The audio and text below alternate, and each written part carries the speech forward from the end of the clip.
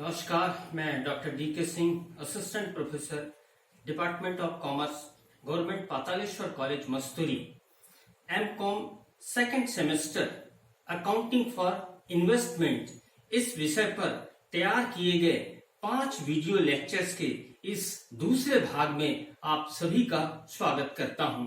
छात्रों, पिछले वीडियो में हमने विनियोग संबंधी लेखों की अवधारणा, विनियोग का अर्थ एवं उसके प्रकार तथा Indian accounting standard AS13 accounting for investment की मुख्य बातें और मानकों का अध्ययन किया था। आज हम ब्याज सहित कम इंटरेस्ट एवं ब्याज रहित एक्स इंटरेस्ट विनियोग प्रतिभूतियों के क्रय विक्रय की दशा में वास्तविक क्रय मूल्य एक्चुअल परचेज प्राइस और वास्तविक विक्रय मूल्य एक्चुअल सेलिंग प्राइस ज्ञात करना तथा इस संबंध में लेखा पुस्तकों में की जाने वाली जनरल प्रविष्टियां एवं लेखों का अध्ययन करेंगे। तो आइए प्रारंभ करते हैं आज का वीडियो लेक्चर। पिछले वीडियो में हमने देखा कि प्रतिभूतियों के ब्याज सहित क्रय कम इंटरेस्ट परचेज की दशा में वास्तविक क्रय मूल्य एक्चुअल परचेज प्राइस की गणना करते समय प्रतिभूतियों के क्रय मूल्य में क्रय पर व्यय जैसे दलाली, सेवा कर, हस्तांतरण शुल्क, स्टाम्प या मुद्रांक आदि व्ययों को जोड़ दिया जाता है और विक्रेता के हिस्से का उपार्जित ब्याज घटाकर वास्तविक क्रय मूल्य एक्चुअल परचेज प्राइस ज्ञात किया जाता है। अर्थात actual purchase price of investment equal to purchase price plus purchase expenses minus seller interest. अब हम इसे एक उदाहरण द्वारा और अच्छे तरीके से समझने का प्रयास करेंगे। 31 जनवरी 2018 को 100 रुपए वाले 406% ऋण पत्र ब्याज सहित 102 रुपए की दर से क्रय किए गए। ऋण पत्रों पर ब्याज 1 अप्रैल और 1 अक्टूबर को देय है। प्रतिभूतियों के व्यवहार पर 1% दलाली के चुकाए जाते हैं।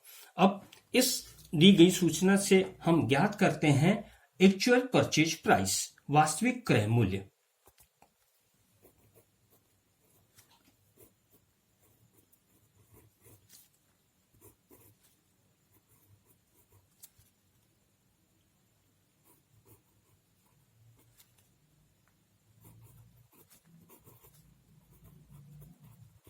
एक्चुअल परचेज प्राइस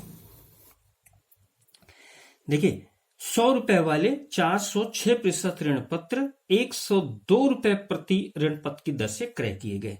तो 400 इंटू 102 इक्वल टू ये हो गया 40,800।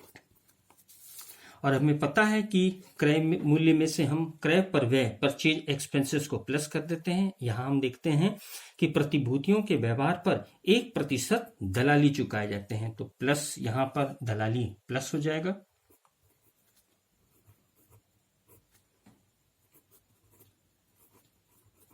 ब्रोकरेज, ये कोटेशन प्राइस का 1%, तो 40,800 इंटू 1/100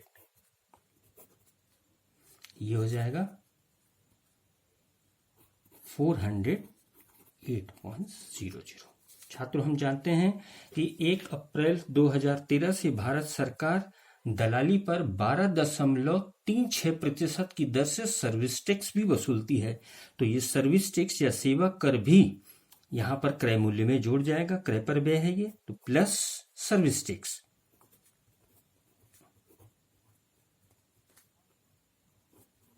सर्विस टैक्स दलाली का 12.36%, 408 इंटू 12.36/100 ये होगा 50.43। यहां पर हस्तांतरण शुल्क नहीं है, कोई स्टाम्प चार्जेस भी नहीं है, केवल तो ये 2 खर्चे हुए। 408 और प्लस 50.43 ये हो जाएगा 458.43। 41,258.43। फिर हमें पता है कि विक्रेता के हिस्से का जो उपार्जित ब्याज है वो हम इस मूल्य से क्या करते हैं, माइनस कर देते हैं। पत्रों पर ब्याज वर्ष में 2 बार 1 अप्रैल और 1 अक्टूबर को देय होता है।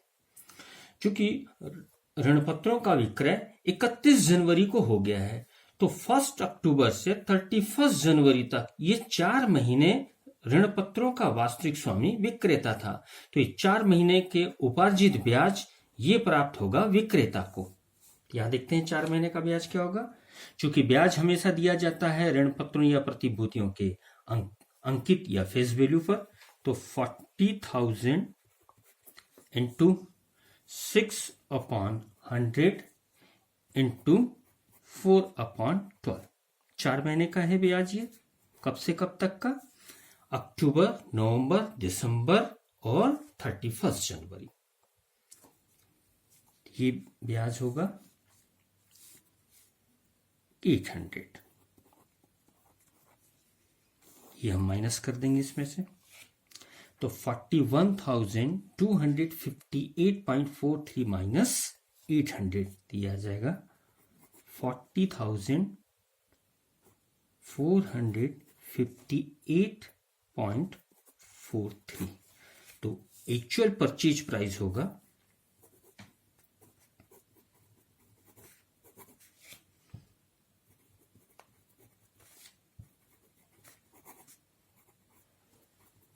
एक्चुअल परचेज प्राइस होगा 40,458.43।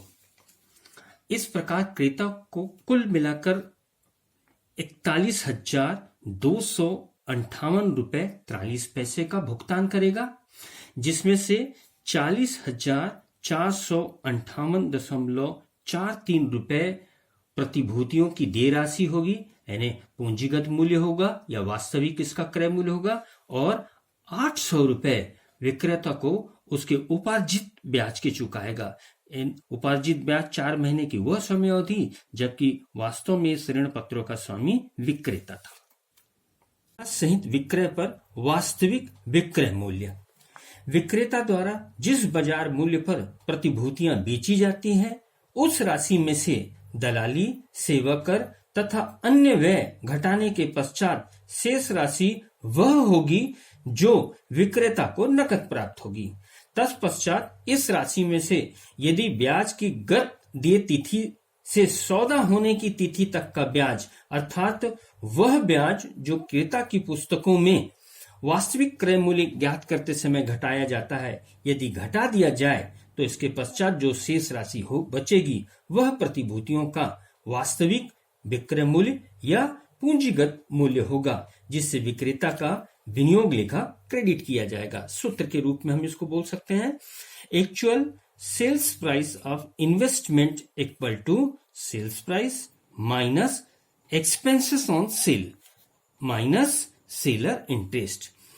विक्रय मूल्य में से हम विक्रय पर व्यय घटा देंगे और उसके बाद विक्रेता के हिस्से के ब्याज को भी घटा देंगे, तो वास्तविक विक्रय मूल्य ज्ञात हो जाएगा प्रतिभूतियों के विक्रेता के लिए। इसे हम एक उदाहरण द्वारा और स्पष्ट कर सकते हैं। 31 जनवरी 2018 को 100 रुपए वाले 406% ऋण पत्र ब्याज सहित 102 रुपए की दर से बेचे गए। ऋण पत्रों पर ब्याज 1 अप्रैल और 1 अक्टूबर को देय है और प्रतिभूतियों के व्यवहार पर 1% दलाली के चुकाए जाते हैं। अब हम ज्ञात करते हैं actual sales price. Sales price देखिए, 100 रुपए वाले 406% ऋण पत्र ब्याज सहित 102 रुपए की दर से बेचे गए। 400 इंटू 102, 400 इंटू 102 इक्वल टू हो जाएगा 40,800। विक्रय मूल्य में से विक्रय पर जो व्यय है वो क्या करते हैं, हम माइनस कर देते हैं एक्सपेंसेस ऑन सेल्स। तो यहां देखिए विक्रय पर व्यय क्या है, दलाली है, और वो कितना है, कोटेशन प्राइस का 1%। तो यहां हम माइनस करेंगे सबसे पहले दलाली या ब्रोकरेज,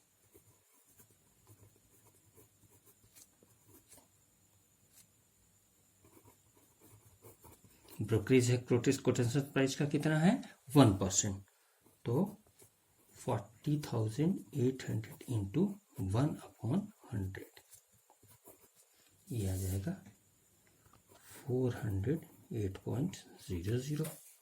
और जैसा कि हम जानते हैं कि दलाली का 12.36% सरकार सर्विस टैक्स के रूप में वसूलती है, तो ये सर्विस टैक्स भी जो है ये भी बिक्री पर व्यय है, तो इसको भी क्या कर देंगे हम माइनस, तो माइनस सर्विस टैक्स।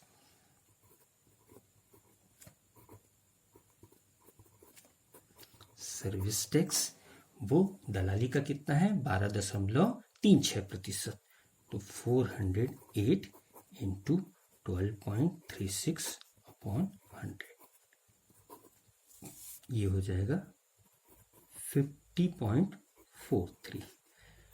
तो दो प्रकार के बिक्री पर व्यय हैं, तो ये दोनों बिक्री मूल्य में से हम क्या कर देंगे माइनस कर देंगे, तो 408 प्लस 50.43 ये हो जाएगा 458.43।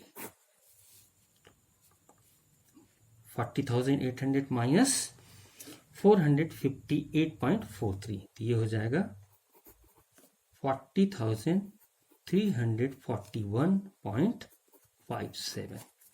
फिर हम विक्रेता के हिस्से का जो इंटरेस्ट है जो आएगा कब तक का आपका 1 अक्टूबर से 31 जनवरी तक का, वो भी माइनस कर देंगे, तो माइनस इंटरेस्ट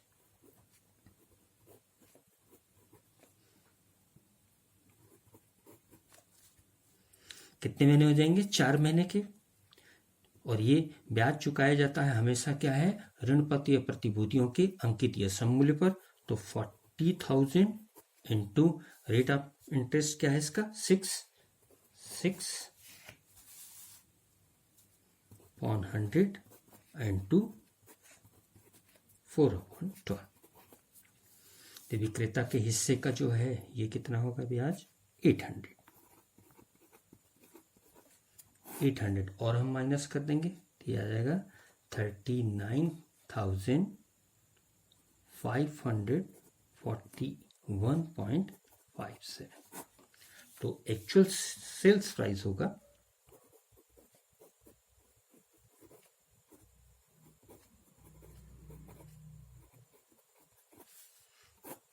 39,541.57।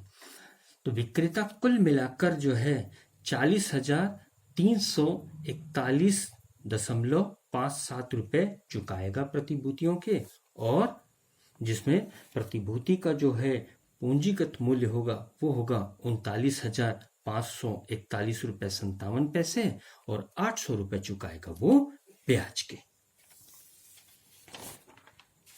अब हम देखते हैं कि ब्याज सहित क्रय और ब्याज सहित विक्रय की दशा में क्रेता और विक्रेता की पुस्तकों में क्या क्या जनरल प्रविष्टियां की जाती हैं। सबसे पहले हम देखते हैं इन बुक्स ऑफ परचेजर्स, क्रेता की पुस्तकों में विनियोगों को क्रय की दशा में क्या क्या प्रविष्टि की जाती हैं। सबसे पहले देखते हैं फॉर परचेज ऑफ सिक्योरिटीज, प्रतिभूति क्रय करते समय investment account DR, interest account DR to bank account. यहाँ पर इन्वेस्टमेंट अकाउंट डेबिट होगा वास्तविक क्रय मूल्य या पूंजीगत मूल्य से है, और इंटरेस्ट डेबिट होगा विक्रेता के हिस्से के ब्याज की उपार्जित राशि से, और इन दोनों के योग से बैंक अकाउंट क्रेडिट होगा।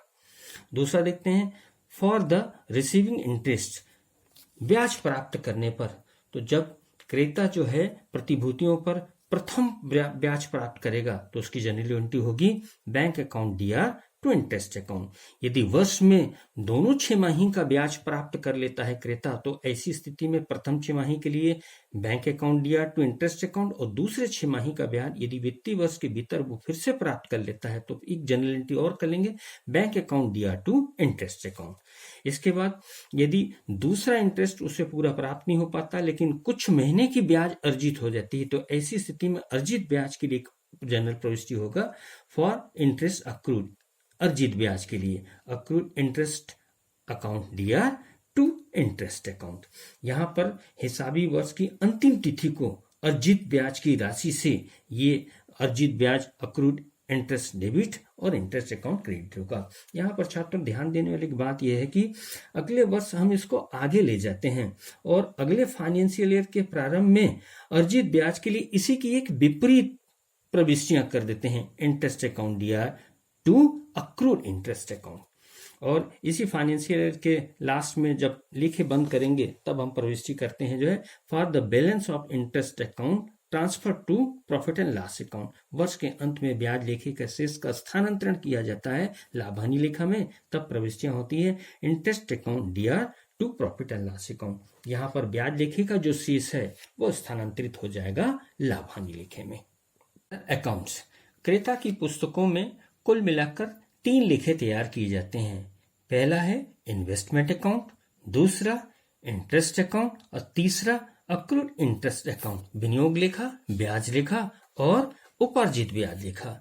विनियोग लेखा के डेबिट पक्ष में मुख्यतः 3 आइटम लिखी जाती हैं। सबसे पहले बैलेंस विधि, यदि वर्ष के प्रारंभ में विनियोग लेखे का कोई शेष हो तो उसको लिखते हैं। दूसरा, यदि विनियोग ब्याज सहित या ब्याज रहित क्रय किया जाता है तो वास्तविक क्रय मूल्य की राशि से बैंक अकाउंट। और तीसरा, यदि क्रेता क्रय किए विनियोग का कुछ भाग या संपूर्ण बेच देता है और बेचने पर यदि उसे कुछ लाभ होता है तो लाभ की राशि से प्रॉफिट एंड लॉस अकाउंट। इसी प्रकार से क्रेडिट में भी 3 आइटम या मदें लिखी जाती हैं। पहला है ब्याज सहित या ब्याज रहित विनियोगों की बिक्री पर वास्तविक विक्रय मूल्य की राशि से बैंक अकाउंट। और दूसरा, विनियोग की बिक्री पर यदि हानि होती है तो हानि की राशि से प्रॉफिट एंड लॉस अकाउंट। और वर्ष के अंत में यदि विनियोग लेखे का कुछ शेष हो तो लिखते हैं बैलेंस सीडी। यदि संपूर्ण विनियोग का विक्रय कर दिया है तो विनियोग से लाभ हानि निकालकर विनियोग लेखा बंद कर दिया जाता है। और यदि संपूर्ण विनियोग का विक्रय नहीं किया गया है तो डेबिट के योग में से क्रेडिट के योग को घटाकर शेष क्रेडिट पक्ष में लिखा जाता है। यहाँ ध्यान देने की बात यह है कि इस क्लोजिंग बैलेंस या अंतिम शेष का मूल्यांकन लागत मूल्य या बाजार मूल्य दोनों में जो कम हो उस पर किया जाता है। और यदि मूल्यांकन से हानि हो तो इस हानि को लाभ हानि लेखे में स्थानांतरित कर दिया जाता है। इसी प्रकार इंटरेस्ट अकाउंट के डेबिट पक्ष में मुख्य रूप से 2 मदें या 2 प्रकार की राशियां लिखी जाती हैं। एक, विक्रेता को उसके हिस्से का उपार्जित ब्याज का नकद भुगतान करने पर बैंक अकाउंट। और दूसरा, वर्ष के अंत में ब्याज लेखा बंद करने और ब्याज लेखे के क्रेडिट शेष को लाभ हानि लेखे में स्थानांतरित करने पर profit and loss account. Credit पक्ष में भी 2 प्रकार की राशियां लिखी जाती हैं। एक, विनियोग पर कंपनी से एक अवधि का पूर्ण ब्याज नकद प्राप्त होने पर बाय बैंक अकाउंट। और यदि इस वित्तीय वर्ष के भीतर वो दूसरा ब्याज भी प्राप्त कर लेता है तो एक बार फिर से बाय बैंक अकाउंट। दूसरा, विनियोग के विक्रय पर उपार्जित ब्याज क्रेता को अलग से भुगतान करने पर बैंक अकाउंट उपार्जित ब्याज की राशि से। और तीसरा, वर्ष के अंत में विनियोग पर उपार्जित ब्याज यदि होता है तो इस अर्जित ब्याज के लिए अक्रूड इंटरेस्ट अकाउंट क्रेडिट पक्ष में हम लिखते हैं। अब हम देखते हैं कि विक्रेता की पुस्तकों में जर्नल की कौन कौन सी प्रविष्टियां की जाती हैं। तो सबसे पहले विक्रेता द्वारा प्रतिभूति या विनियोग के विक्रय करने पर पहली प्रविष्टि की जाती है bank account DR to investment account to interest account. Bank account यहाँ पर विक्रेता जो विक्रय से कुल राशि प्राप्त करता है उससे बैंक अकाउंट डेबिट करेंगे और वास्तविक विक्रय मूल्य की राशि से इन्वेस्टमेंट अकाउंट क्रेडिट होगा। और विक्रेता के हिस्से की जो ब्याज की राशि होगी उस ब्याज की राशि से इंटरेस्ट अकाउंट क्रेडिट होगा। दूसरा, for profit on sale of security, प्रतिभूतियों के विक्रय से यदि हानि या लाभ होता है तब इसके लिए सबसे पहले देखते हैं लाभ के लिए कि यदि लाभ हो तो investment account DR to profit and loss account, ये विनियोग की बिक्री पर लाभ हो। और यदि हानि हो तो इसी की विपरीत प्रविष्टि कर लेते हैं। यदि प्रतिभूति या विनियोग की बिक्री से हानि हो जाए तो profit and loss account DR to investment account. और for the balance of interest account transfer to profit and loss account at the end of year, वर्ष के अंत में फिर ब्याज लेखे के शेष का स्थानांतरित कर देते हैं हम लाभ हानि लेखा में। तब जनरल प्रविष्टि होती है interest account DR to profit and loss account. Profit and loss account. इस प्रकार से विक्रेता की पुस्तकों में दो लेखे तैयार किए जाते हैं, इन्वेस्टमेंट अकाउंट और इंटरेस्ट अकाउंट, जो लगभग वैसा ही होता है जो क्रेता की पुस्तकों में इन्वेस्टमेंट अकाउंट या इंटरेस्ट अकाउंट जैसा होता है। छात्रों, आज के वीडियो लेक्चर में बस इतना ही। अगले वीडियो लेक्चर में हम ब्याज रहित क्रय विक्रय की दशा में लेखांकन करना सीखेंगे। धन्यवाद।